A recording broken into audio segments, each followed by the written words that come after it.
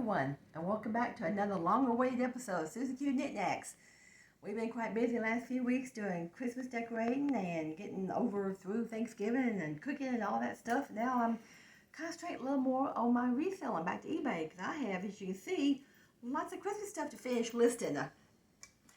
Okay, and before we begin too much further, there are links below to my other channels, Cooking with MARYSUE, Where the Cloud Reflects, and Garden in the Delta.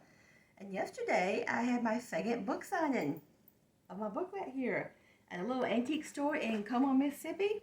Did pretty well with it. Sold quite a few for Christmas presents. And while I was there, you know what I did, Claude? I went shopping. I was at an antique store. I couldn't help myself. I went shopping while I was selling books. I had to do something between customers.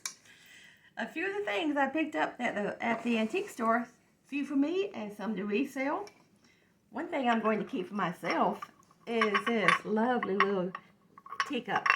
Doesn't have any name on the bottom, don't know who made it or when, but it's gorgeous. I'd never seen a little teacup like that. And it's not a picture because it does not have a spout. It is just an unusual little footed teacup. I have a few other footed teacups in my collection. I have quite a little collection of miniature teacups. I love them. I didn't have one with the handle at the top like that. And all the flowers are intact. I checked it. They have all their petals. None are broken, which is very rare to find an antique cup or vintage teacup that's not broken. This little guy here, tiny little thing. What are these called? Demi-tasse. That's what I thought. Demi-tasse. It's like Moriage. Yep. That's what I'm thinking of. It's raised design. A little dragon there. Got a dragon on the tiny little cup. It says made in Japan. Is that upside down? I can't really tell. It says made in Japan under there. Yeah. That's all it says on there. But I like the little raised dragon on there.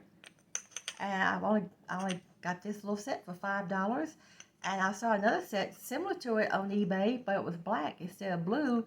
And it was selling for around $30. So I thought, well, I'll get the little blue and see what it does. This is a unique little item. It says on the bottom, what, Wheelock Dresden, made in Germany. The little Dresden pitcher or creamer. And it has a special place on it there. It says, that's the courthouse in Brookhaven, Mississippi. Now, we live in Mississippi, so I thought somebody in that area may love to buy this. Just for their history of it, of the place. Somebody that's familiar with the place may like it. I got this for less than $5 too at the little antique store. It's another little Christmas item I'm going to sell. It's an Oneida cookie plate or dinner plate, soft plate, dessert plate, but I would use that as a serving plate to put cookies on for if you're having people over, guests over for Christmas. I only got this for $3. They'll sell probably between 10 and 15. And during the Christmas holidays, we like to read Christmas books to each other during the holidays at night when we're watching TV or before we go to bed. And I found this interesting little Christmas book for us to read. It wasn't but $2. I thought, well, I'll add that to my Christmas collection. I have 2 bookcases full of Christmas books. I love Christmas stories. My sister found this for me when she was going to Goodwill for me. Cute little salt and pepper shaker. Salt and pepper shaker. It's a Santa Claus and snowman. It is intact. All the pieces are there. The 2 shakers are sitting inside this little sleigh. It's made of either ceramic or porcelain. It's got the box with it, which is great. It's nice when you have the box with it. This is another unique little item. I bought this a few years ago at a thrift store, and I decided to go ahead and sell it. I haven't used it but a few times, and it's time to pass it on to somebody else to sell, to use. It's made of ceramic, like porcelain, but it's shaped like a shopping bag. And it's beautifully decorated, hand-painted with this angel on both sides. Got a cute little handle here. It just make a cute little vase, put Christmas flowers in, I think. Or you could put Christmas candy down in it. If you know that, I got this at the antique store yesterday. Gorgeous little hand-painted wooden box. Handbag. It's a little handbag. Has little hinges there. It's only painted on one side. Beautiful wood there. I love the wood grain. And the inside has a latch here. You see I turn around? It's got a mirror. Ooh, it's got a mirror there. Has somebody signed it? Decorate for you. What does it say? I'm upside down. Collector's item by Gail Dallas. So if there's a Gary Gill Dallas out there, you did a beautiful job on this handbag here whenever you painted it. That feels like leather there. Little leather strap. It is leather. Yep. Got a leather latch on it. The handle's in good shape here. The hook is just a little bit loose, but it's still okay. It's loose, but it still works. I'm sure this probably dates back mainly, we think, the 60s or 50s. When these were pretty popular back then in the 60s and 50s. It's a beautiful, beautiful little handbag here. Only paid $6 for that, and that would probably sell between $30 and $40. Yeah. What's in the box? What's in the box? I love boxes. This looks brand new. Still tied in the box. Never been used. Looks like a stainless steel salad set. And the stones are what's so pretty on there. It reminds me of mid-century modern with the stones on it and the circle design. But I don't think it dates back that far because it has a barcode on it. They didn't have barcodes in the 50s. But it gives me that impression of mid-century modern. You might see my two cookie jars, here. My sister found these for me at Goodwill a few weeks ago and brought them over to me to sell. This is a cute little owl. No, penguin. It's a penguin, not an owl. He's got a cute little plaid scarf wrapped around him. Harry and David. That's a very good brand to sell. These sell anywhere from $35 to $45, and I think she got about $4.99. Harry and David. And it says it on the bottom there also. And it's in very good shape. You can almost see the texture in the paint job. Like it's real. You can feel the hair on him just about. Can you make out that texture on there? Yeah. Yeah. Like you can really feel his fur in a way. And over here we got a very cute little snowman. He is by Cheryl's. And they go around the $30 to $35 range on eBay. And he has a chalkboard. You can write somebody's name on there. Or write on there, don't open to Christmas. List. How many days to a Christmas? Do I eat my cookies? And he's got a cardinal. Cardinals are kind of in style today. I mean, cardinals, you see them everywhere. They're becoming very popular on items. He's looking up. I like the way he's looking up. Like he's looking up for Santa Claus in the sky. He's looking for it to snow so he doesn't melt. Well, that's my little haul for now, for the moment. The next job I'm going to show you, I'll show you part of it. See these little mugs here? Coffee with a side of brunch. These are my Dollar Tree specials. I pick up a lot of mugs and coffee cups and glasses at Dollar Tree, and they sell very well on eBay. I guess not everybody lives by a Dollar Tree around here. But I just sold 12 of these this morning for over $40. I'm going to pack and wrap them. I'll show you how I pack one of them in just a few seconds. I'm just going to show how I pack one of these. I'm not going to show all 12. That'll take way too long. But I actually get a lot of compliments from my buyers and my customers that I'm a very good packer. They love the way I pack myself. Nothing ever arrives damaged, chipped, or cracked. Because I'm extra, extra careful. I take a lot of extra precautions in packing breakable stuff. Because I used to work at the post office. I know how we handle packages. Not very well. But heavy things like this, I got shipped 12 of these. They'll probably go UPS or FedEx. Bigger packages always go cheaper with anybody but the postal office. I don't ship heavy things to the post office. First off, we have something that's hollow in there. You want to fill in that void. Always fill it in. I use these bags from Walmart to fill in. It usually takes 2 for a coffee cup like that. And then for extra precaution, I keep this saran wrap. I buy this on the roll like this at Walmart. And I always, it just helps. I don't know why, but I pack this around the cup several times or whatever I'm packing. I cover it in saran wrap. I mainly do that just in case something arrives chipped or cracked. The piece is all together then. It's not going to be loose in the box, broken. If it does break, it'll be contained in this saran wrap. And then I'm going to Roll it up in my, I got a whole big roll of bubble wrap down there below me by my feet. I'm just going to roll it several times.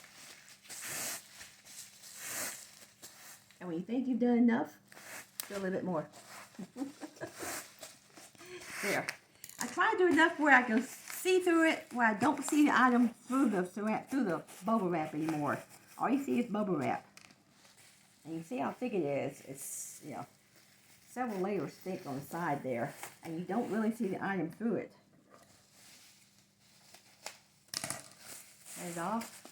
I'm going to tape it up. Just gonna put a little piece of right there. I'll hold that together. Then I'm going to use my other tape, come on the sides with it, one end to the other.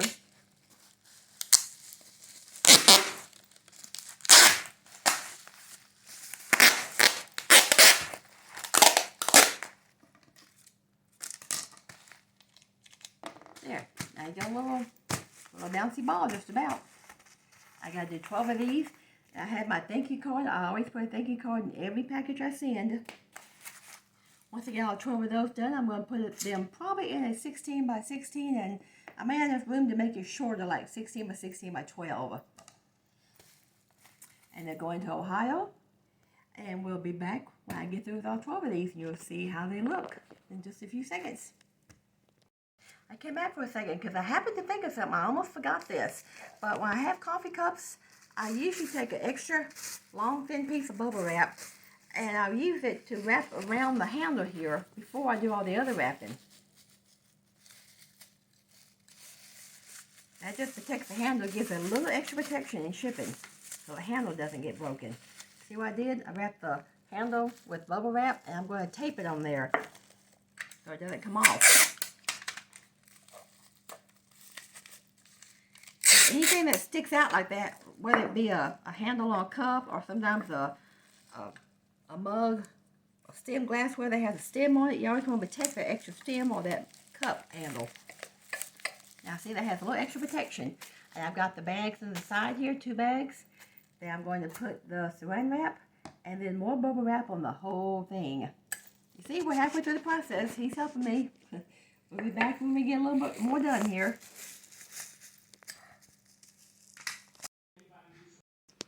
As you see, I've got all the mugs here packed up, all 12 of them. This is my biggest, probably one of my biggest pack jobs. I have shipped 6 at a time, but I have never tried to ship 12 at a time. And I'm just keeping my fingers crossed that they will make it there safe. Now over here, I've started packing my big box. I've got a 16 by 16 by 12. If possible, I will make it shorter once I get everything in there. I've lined the bottom with just whited up newspaper. You can use newspaper or that brown, what do you call it, brown packing paper. There's a certain name for it, but I don't have enough of that right now, but I got plenty of newspaper on hand, so I'm using it. And in between my cups, and on the sides, and on the top and bottom, I also put lots of paper, not paper, foam plates. Foam plates are great for packing. I always use them when I'm packing breakable stuff. They can bend them in half easy like this. You can put them between the cups, which I will do in a little bit. Now I'm going to see how these will fit in here. I did remember to I attached my thank you card to one of the cups so it wouldn't get lost in all the packing material. Because when my buyer receives this, they may just start throwing the packing paper all over the floor and not find my little thank you card. So I always try to attach it to the item somehow. Now I'm going to see if I'm going to lay these down flat, or I may stand them up.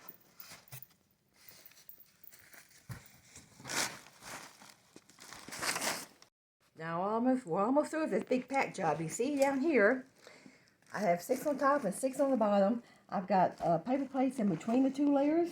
I've got you want to fill in all your void, all your little holes, any little spaces you want to fill in with either paper, bubble wrap. I've got paper plates in between them. I've got, on here you see I've got extra thickness on the sides here. And I'm going to make the box shorter, so I won't have to pay as much in shipping. See all this extra space up here I don't need? I want to make it about 4 inches shorter, which will let me fold these flaps in, which will also make it tighter on the top here for extra strength. I love this little tool here. It helps you make boxes shorter in a jiffy. I've got it set on 4 inches. That's makes your perforated line right through here. Do one over here. Do one on this side instantly. You got your handle, you hold it there by. There. Holding those flaps in over this will make the reinforced top a lot stronger for shipping. Now that I have it perforated, you have to be able to cut it, to fold it. Perforating it helps you fold it. We'll be right back. After I perforated the sides here, you see my perforation there? I used my box cutter to cut down to the perforation. Then I'm going to fold these flaps over and we'll be doubly reinforced, and I'll tape it all up. I am going to put, once I fold over, I'm going to put some more paper plates here. Not paper, foam. Foam plates, not paper, foam. And we'll be ready to go. Then I'll weigh it and we'll see how much it's going to cost. See how I added the foam plates just for added protection? Makes a little extra cushion there. So if these get bumpy there, it won't hit the mugs. It just kind of bounces back. That's why I love using foam plates. We're taping this thing up now, and I did cut off 4 inches, which is going to help with the shipping rates. You see I got tape going all the way across here. So we got 4 big flaps that cover this over so it's extra firm on top. And once I go this way with the tape, I always, let me show you, I always tape these edges up extra tight. That helps in case the box gets thrown around or thrown on its side. It doesn't pop open. Sometimes those edges will break during shipping when they're being handled.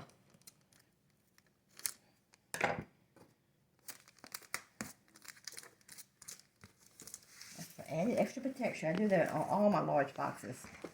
I'm going to take this. I will put fragile stickers all over this. Now, some people say that doesn't do any good, but I think it does. Like I said, I did work at the post office 28 years, and a lot of carriers do pay attention to the fragile. Some don't, but most do. I don't know about UPS and FedEx, because this would probably go UPS. Whoops, noisy.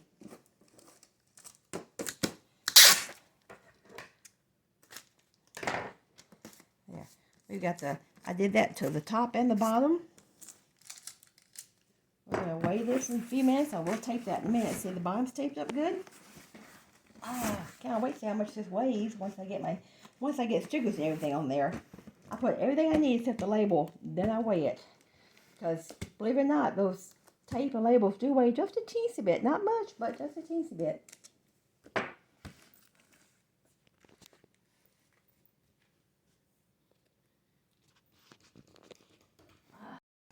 I'm through taping. I always put a name label on anything I ship. Everything I ship, I put an extra name label. Just in case the label that's where it's going gets messed up or wet, then page can come back to me. A big page, I'm going to put a big label. And it's a Christmas label since we're in the Christmas season. And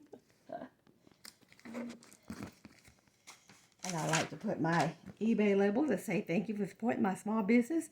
I get these from eBay. I use my 50 off coupon every quarter to buy these and a few boxes. So these don't really cost me anything. Because if you have a store on eBay, they give you a $50 coupon every quarter of the year to buy supplies with. Like I said, I'm going to put several fragile stickers on here. This little sticker I like, just ask the customer to give me positive feedback and thank them for their business. You never can thank your customers too much. After all, they are the ones supporting your business. Without them, where would you be? My extra special little thank yous. I stick that on there somewhere.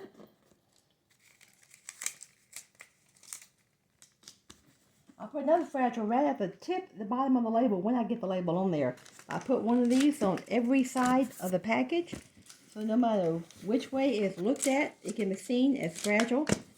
If the carrier wants to pay attention to that, they can. At least you can't say I don't try. I do my part. It's up to the carrier now to do their part when they get it. But at least I know I've done all I can to get it there safe. Once it's out of my hands, it's out of my hands. I can't do anything else. I just do the best I can when I do have it. Last thing to do is to weigh this big baby and see what it weighs.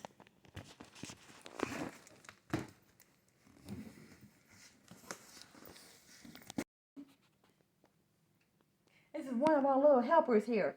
I come over to the computer and he's always sitting here keeping my chair warm. Yeah, that's Sheena. Hey boy. Hey boy. Yeah.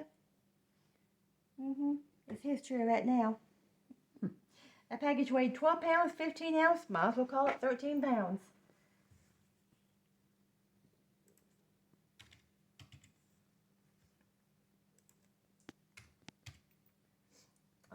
Okay, 16 by 13 pounds. We'll be back in a second. Well, I'm all done, and it weighed 12 pounds, 15 ounce. Might as well say 13 pounds. The cheapest rate was UPS. Going to be a little under $16 to ship. FedEx would have been $19, and Postal would have been $28. I tell you, Post Office is a lot higher on bigger packages. I ship things in first class or anything I can put into a padded flat rate, but something like this is not going to go postal. It's too high. I'm old-fashioned kind. I just print my own label and stick it on. I don't use one of those Rolo or printers like that. I just cut and tape. I will put tape over the address in case it gets wet. It won't get damaged. If this label gets damaged in shipping and it happens to come off, then my label's up here so it comes back to me. And it won't get lost in the transportation or wherever it's going. And like I said, I'll put one more fragile right at the bottom of this label so it can be very visible. There. It's ready to go. We'll take it tomorrow to UPS. And that's it for today. Another wrap job. This is a big wrap job for me and a little haul video, and I'll see y'all sometime later in the future. Y'all have a good weekend and a good week. God bless y'all. Bye.